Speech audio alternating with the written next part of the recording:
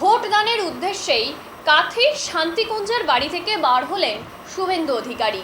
নন্দীগ্রামের নন্দ নায়কাবাড়ে ভোট দেবেন তিনি, আর সেই ছবিই তুলে ধরছি আমরা আপনাদের সামনে। দেখুন সেই ছবি। বিভিন্নভাবে অভিজিৎবাবু অভিযোগ করছেন যে বহু জায়গায় কেন্দ্রীয় বাহিনী সঠিকভাবে মোবিলাইজ হচ্ছে না।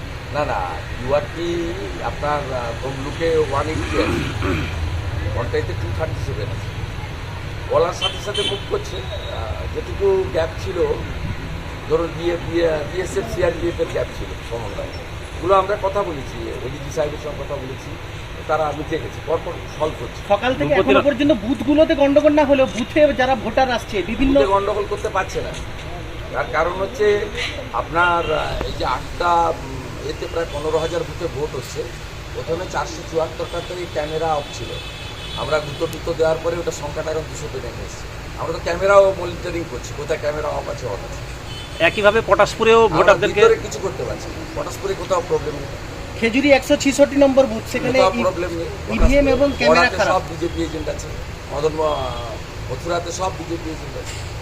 নইপুর এলাকায় কিছু ভোটারদেরকে ঢুকতে বাধা দিচ্ছিল শাসক দল তৃণমূল। যেখানে লোকজন বেশি আছে একটু করছি, কিন্তু মেজর কোনো বিষয় নেই। আমরা ভোর 5টা থেকে প্রায় মনিটরিং করেছি। আমাদের সাংগঠনিক শক্তির থেকেও বেশি এজেন্ট আমরা দিতে পেরেছি। ইভেন মাইনরিটি বুথেও বহু মাইনরিটি যুবক ছেলেরা এজেন্ট হিসেবে এসেছে, যেটা 21 সালে আমরা পাইনি। জেলাটা আপনার হাতের তালুর মতো চেনা, জেলাটা আপনার হাতের তালুর মতো চেনা। এখনো পর্যন্ত সকাল থেকে যে এই গোটা এলাকাটাই যেখানে ভোট হচ্ছে হাতের তালু।